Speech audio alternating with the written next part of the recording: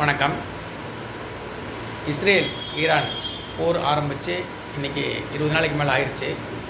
உலக நாடுகளில் பாதி நாடுகளுக்கு மேலே பதட்டத்துலேயும் பயத்துலேருந்தே இருக்காங்க. நாடும் அரசாங்கமும் அந்த நாட்டு மக்களும் பயத்தோடையும் பதட்டத்தோடையே இருக்காங்க. பாதிக்கு மேற்பட்ட நாடுகளில் எரிபொருள் தட்டுப்பாடு இருக்குது. கணிசமாக விலையும் உயர்ந்திருக்குது. ஈரான் கடல்வழி பாதையை ஈரான் மூடிடுச்சு. ஈரான் கடல்வழி பாதை வழியாக எந்த நாட்டு கப்பலும் வரக்கூடாதுன்னு சொல்லி தடை வச்சுட்டாங்க. அதேமாரி வந்தால் தாக்குவோம் அப்படிங்கிற மாதிரி ஈரான் எச்சரிக்கை விடுத்திருக்குது. ஆனால் இந்தியாவில் போர் நடக்கிறதுக்குண்டான சூழலே எதுவும் இல்லை.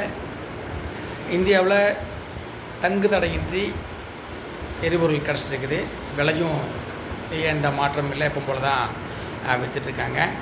இன்றைக்கி ஈரான் கடல் வழியை எந்த நாட்டு கப்பலும் போகிறக்கு ஈரான் அனுமதிக்கலை. ஆனால் இந்திய நாட்டு கப்பல் மட்டும் இந்திய தேசிய கொடியை கட்டிட்டு கம்பீரமாக அந்த கடல் வழியை கடந்து, அதாவது இந்தியாவோட இராணுவ கப்பலோட பாதுகாப்போடு கடந்து வந்துட்டுருக்குது. இது ஒரு மிகப்பெரிய உலக சாதனைன்னு தான் சொல்லணும்.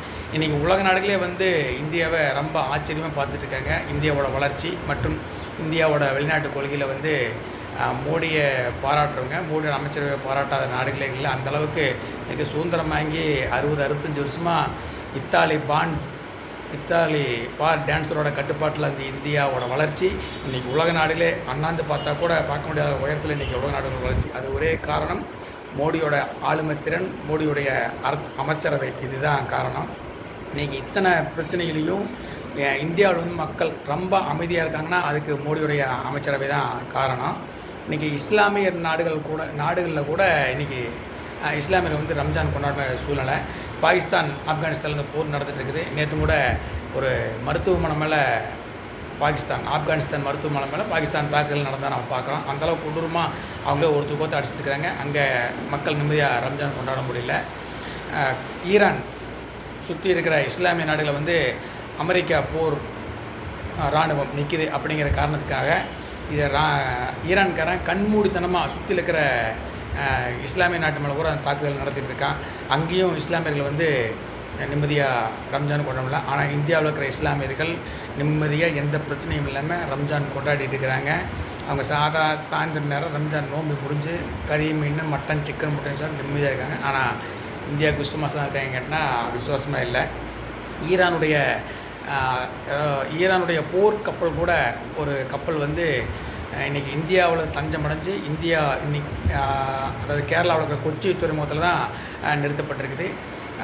மோடி அவர்கள் சொன்னது ஈரானுக்கு சொன்னது உன்னுடைய போர்க்கப்பலுக்கு அச்சுறுத்தல் இருந்தால் என்னுடைய கடல் பகுதிகள் நிறுத்திக்க, அதுக்கு பாதுகாப்பு நாடு சொல்லி ஈரான் சொல்லியிருக்கேன். அதே மாதிரி அமெரிக்காவுக்கு இந்தியா சொல்கிறது என்னென்னா, இஸ்ரேலும் அமெரிக்காவும் சேர்ந்து ஈரானை அடிங்க உதங்க, அது உங்களுக்குள்ள பிரச்சனை, அது நீங்கள் முடிச்சிங்க, எனக்கு அது சம்மந்தம் இல்லை, அது நீங்கள் பேசுவேன். ஆனால் என்னோடய கடல் எல்லைக்குள்ளே நிற்கிற ஈரான் கப்பலை தொட்டேன்னா உன்னோட பிரச்சனை வேறு மாதிரி போகிற மாதிரி அமெரிக்காவை எச்சரிக்கை மாதிரி தான் இன்றைக்கி மோடி சொல்லிக்கிறோம். அதை நம்ம பார்த்துருக்குறோம். ரொம்ப பாதுகாப்பாக ஈரான் கப்பல் இருக்குது. ஈரான் கப்பல் இருக்கிற அத்தனை மாலுமிகளுக்கு நம்ம சாப்பாடு போட்டு அவங்க தொழுகை நடத்துறதுக்கும் நோன்பு வைக்கிறதுக்கும் நம்ம பாதுகாப்பு கொடுத்து பார்த்துட்ருக்கோம். ஆனால் இங்கே இருக்கிற ஒரு சிலர்னு சொல்ல முடியாது, இந்தியாவில் இருக்கிற எதிர்க்கட்சிகள் மற்றும் சமூக போராளி அப்படின்னு சொல்லிட்டு தெரிகிற உள்நாட்டு தீவிரவாதிகளுக்கு ஆதரவோட கட்சிக்காரங்களுக்கெல்லாம் என்ன பிரச்சனைனா, உலக நாடுகள் இத்தனை பிரச்சனை நடந்துருக்குது, ஆனால் இந்தியாவில் எந்த பிரச்சனையும் நடக்கலையே. ஏதாவது பிரச்சனையை செயற்கையாக உருவாக்கி மோடியோட பேரை கெடுக்கணும் அப்படிங்கிறது தான் இவங்களுடைய நோக்கமே. இப்போது இந்த சமூக போராளின்னு சொல்லிட்டு தெரிகிற உள்நாட்டு தீவிரவாதிகள் அப்படின்னு சொல்கிற சத்யராஜ், பிரகாஷ்ராஜ், அமீர், சிவகுமாருடைய மகனுக, இந்த ஜிவி பிரகாஷ், ஆர்கே பாலாஜி அப்படிங்கிற ஒரு கூட்டமே இருக்குது. இவனுக்கு எதிர்கட்சிகளோட ஸ்லீப்பர் செல்லு மாதிரி தான் வேலை செய்கிறாங்க. எதிர்கட்சி ஏதாவது தப்பு செஞ்சு அவனுக்கெல்லாம் வாயே திறக்க மாட்டானுங்க. அதாவது திமுக ஆளுங்கட்சியாக இருக்கும்போது இவனுக்கெல்லாம் எங்கே போவானுங்கன்னே தெரியாது. ஆனால் திமுக ஆட்சியில் இல்லாமல் அதிமுகவோ இல்லை மற்ற கட்சிகள் ஆட்சிக்கு இவனுக்கெல்லாம் வெளியே வந்துடுவானுங்க. ஒரு சின்ன பிரச்சனை நடந்தாவே பெருசாக பூகங்கமாக அந்த பிரச்சனையை எடுத்து காட்டுவானுங்க. அப்படிப்பட்ட சமூக போராளி தான் இவனுங்க. இதில் பிரகாஷ்ராஜ் அவன் சொல்லியிருக்கிறான், மோடி, அமெரிக்க அதிபர் ட்ரம்ப், இஸ்ரேல் பிரதமர் நெதன்யாகு இவனுக்கெல்லாம் கூட்டு களவாணிங்க நாட்டை அழிக்க பார்க்குறாங்க அப்படின்னு சொல்லி பேசியிருக்கான். இவனுக்கெல்லாம் உலக அரசியல் என்ன தெரியும்னே இவனுக்கு தெரியல. அதாவது இன்றைக்கி உலக நாட்டில் உள்ள தலைவர்களே மிகப்பெரிய ஆளுமை மிக்க தலைவர்களே வந்து மோடியை பார்த்து ஆச்சரியமாக பார்க்குறாங்க. இன்றைக்கி உலக நாட்டில் இத்தனை பிரச்சனை இருக்கும்போது இந்திய மக்கள் நிம்மதியாகவும் சந்தோஷம் இருக்காங்கன்னா அது மோடி தான் காரணம் அப்படிங்கிறது வெளிநாட்டில் இருக்கிற தலைவர்களுக்கு தெரியுது. இங்கே இருக்க கொத்தனை ஏன்னா இவங்களுக்கு எந்த பிரச்சனையும் நிம்மதியாக சந்தோஷமாக பார்த்துருக்காங்க. அதனால் மோடியோட அருமை தெரியுது. இவனுக்கு இப்படி தான் பேசுவானுங்க. அவன் சொல்லியிருக்கான், அதாவது மோடியோட களவாணித்தனத்தை வந்து கேரள மக்கள் ரொம்ப தெளிவாக புரிஞ்சுருக்காங்க. அதனால தான் கேரளாவில் மோடியை புறக்கணிக்காங்கன்னு பேசியிருக்கான். அடே நாயே அயோக்கியனே பிரகாஷ்ராஜ், உனக்கு தெரியுமா தென்னிந்தியாவிலேயே ஆர்எஸ்எஸ் ஸ்ட்ராங்காக இருக்கிற ஒரு மாநிலம் கேரளா தான் அப்படிங்கிற உனக்கு தெரியுமா? இல்லை தென்னிந்தியாவிலேயே மிக வேகமாக பாஜக வளர்ந்துட்டு வரங்கிற ஒரு மாநிலம் அது கேரளா தான் அப்படிங்கிறது உனக்கு தெரியுமான்னு தெரியல. இவனுக்கு மாதிரி இந்த உள்நாட்டு தீவிரவாதிகள் சமூக போராளின்னு சொல்லிட்டு உள்நாட்டு தீவிரவாதி இவனுக்கெல்லாம் வந்து இந்தியா பணம் தான் பிறந்தானுங்களா அப்படின்னு சொல்லி போட்டு இவனுக்கெல்லாம் டிஎன்ஏ டெஸ்ட்டு எடுத்து பார்க்கணும். அந்தளவுக்கு இவனுக்கு வந்து கேவலமாக பேசி திரிகிறானுங்க. இல்லை இவனுக்கு வந்து பேசுகிறானுங்க மோடியும் அதாவது ட்ரம் கூடையும் நெதன்யா கூடயும் மோடி சேர்ந்து களவாணித்தனம் பண்ணுறாரு அப்படின்னு சொல்கிறானுங்க. அப்படி பேசுகிறவனுங்க இங்கிருந்து அதாவது என்ன சொல்ல ஆப்ரேஷன் பண்ணி மாதிரி வாழ்வான்னு கத்துறதை விட்டு போட்டு இவனுக்கு கூட்டம் கொத்தடிமை கூட்டம் இவனுக்கு எல்லாம் சேர்ந்து நேராக ஈரானில் இறங்கி அமெரிக்கா வேந்து போராட வேண்டியது. நம்மளை யார் வேண்டான்னு சொன்னால் யார் தடுத்தாங்க? முதல்ல அங்கே போய் போராடுங்கடா. அதை விட்டு போட்டு இங்கிருந்து ஏன்டா கத்திக்கிட்டு மக்களுக்கு இடைஞ்சல் பண்ணிகிட்ருக்கீங்கன்னு தெரியல. இவனுடைய ஒரே நோக்கம் வந்து ஏதாவது பிரச்சனையை உண்டாக்கி மோடிக்கு கெட்ட பேர் உண்டாக்கணும் அப்படிங்கிறதான் இவனுடைய உள்நோக்கமே. அதுக்கு மேலே போய் நம்ம திமுகவில் இருக்கிற ஒரு தலைவர் அவர் என்ன பொறுப்பு இருக்கிற அந்த அது அவங்க அதையெல்லாம் நம்ம தெரிஞ்சுக்க வேண்டிய அவசியம் இல்லை. ஆர்எஸ் பாரதி அவர் சொல்லிக்கிறாரு மோடி நாட்டை விட்டு விரட்டப்படுவார் அப்படிங்கிற மாதிரி சொல்லிக்கிறாரு. நான் கேட்குறேன், ஐயா 2026 தேர்தல் வருது, அதில் வந்து மக்கள் உங்களை வீட்டுக்கு அனுப்புறதுக்கு தயாராகிட்டாங்க. நாட்டு மக்கள் வந்து உங்களை வீட்டுக்கு அனுப்புதோ நிறுத்தி நாட்டை விட்டு தோறது அளவுக்கு உங்களை நீங்கள் பாதுகாத்துக்குங்க. மோடி வந்து நீங்கள் கவலைப்பட வேண்டாம். அவருக்கு குடும்பம் குழந்தை குட்டி பிள்ளைகள் எதுவும் இல்லை. அவரை வந்து மக்கள் அது நடக்க போகிறதில்ல, கனவுலே நடக்காது. ஒருவேளை அப்படியே மக்கள் வந்து அவரை துரத்தினாலும் அவர் துண்டுதலை தோளில் போட்டு அவர் வாடுக்கு போயிடுவார். நஷ்டம் அவருக்கு இல்லை, மக்களுக்கு தான். அது மக்களுக்கு நல்லாவே தெரியும். உங்களுடைய கனவு ஒரு காலத்துலையும் படிக்காது.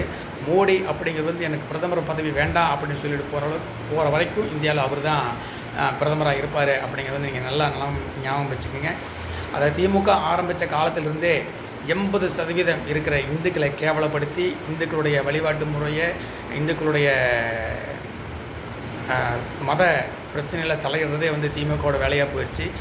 நீங்கள் சிறுபான்மையோட ஓட்டு வாங்கி தான் ஜெயிக்கிறீங்க நீங்கள் நினச்சிருக்கீங்க. ஆனால் பெரும்பான்மை இருக்க இந்துக்கள் இன்னும் கோழைத்தனமாக முட்டாள்தனமாக எதை பற்றி சிந்திக்காமல் உங்களுக்கு ஓட்டு போடுறதுனால தான் நீங்கள் ஆட்சி கட்டலில் இருந்துட்டு ஜெயிக்கிறதுக்கு தேர்தல் வரும்போது இந்துக்களுக்கு ஆதரவாகவும் குங்குமம் வைக்கிறதும் பொட்டு வைக்கிறதும் கோயிலுக்கு போட்டு செஞ்சுட்டு தேர்தலை பிடிச்சி ஆட்சியிலுக்கு வந்தோடனே இந்துக்களை எந்தளவுக்கு கேவலப்படுத்துறது இந்து கோயில் இடிக்கிறது எல்லா வேலையும் நீங்கள் செஞ்சுட்ருக்கீங்க. இந்த 80% இந்துக்கள் ஒரு நாளைக்கு தெளிவாயிட்டன்னா உங்களை ஆட்சியிலேருந்து துரத்ததில்லை, இந்த நாட்டை விட்டு அது தமிழ்நாட்டை விட்டு உங்களை துரத்திடுவாங்க. அதனால் நீங்கள் மோடி விட்டு துரத்துறது நீங்கள் அவர் கோடிக்கணக்காக கொள்ளையடிக்கலை, மக்கள் பணத்தை திருடலை, சொத்து சொகனை சேர்த்து வைக்கல, அவர் போயிடுவார், பிரச்சனை இல்லை. ஆனால் நீங்கள் கோடிக்கணக்காக கொள்ளையடிச்சு சேர்த்துருங்க, அதை பாதுகாத்துக்குங்க.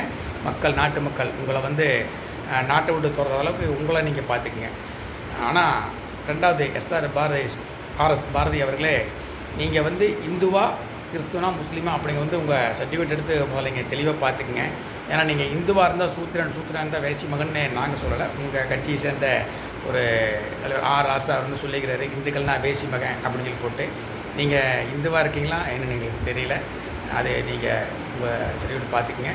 மற்றபடி வந்து நீங்கள் மோடி மேலே அவதூறு பரப்பி நாட்டில் தானாக பிரச்சனை இன்றைக்கி இந்தியாவில் இருக்கிற எந்த மாநிலத்துலையுமே இந்த மாதிரி ஒரு பிரச்சனை இல்லை. ஒரு வாரத்துக்கு முன்னாடி பொய்யான ஒரு பொருளை கிளப்பி விட்டு இந்த காங்கிரஸ்காரங்களை சிலிண்டர் தூக்கி தலையில் வச்சுட்டு போய் ஒரு பிரச்சனை விட்டு மக்கள் வந்து பெட்ரோல் பங்குகளை வரிசையாக என்னென்ன நம்ம பார்த்தோம். அதுக்கப்புறம் தான் மக்கள் தெரிஞ்சு அந்தளவுக்கு முட்டாளர்களாக இருந்திருக்கானுங்க நம்ம தமிழக மக்கள்.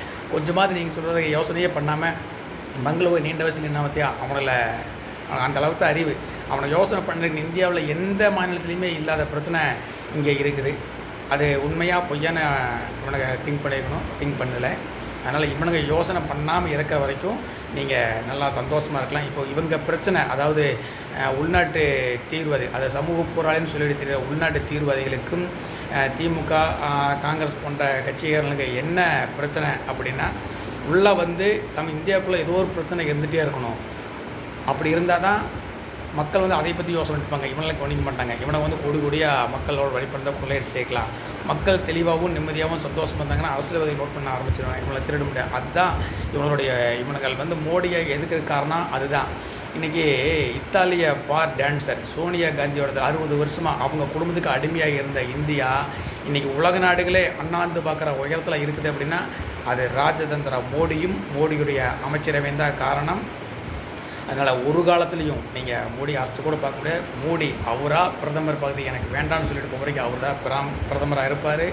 அவர் போயிடுவார்னு நினச்சி சந்தோஷப்படாதீங்க. அவர் போயிட்டேன்னா அதுக்கப்புறம் தான் உங்களுக்கு பிரச்சனை ஆரம்பம். அதுக்கப்புறம் யோகி அப்படிங்கிற ஒருத்தர் பிரதமராக வருவாங்கிற மாதிரி பாஜக வட்டாரங்கள் பேசிக்கிது. அவர் வந்தால் உங்கள் நிலைமை ரொம்ப டேஞ்சருக்கு. அதனால் அவர் முடிஞ்ச அளவுக்கு நீங்கள்லாம் வரைக்கும் மோடியே பிரதமராக இருக்கணும் அப்படின்னு சொல்லிட்டு ஆண்டவங்கிட்ட நீங்கள் வேண்டிக்கணும். ஜெய்ஹிந்த்.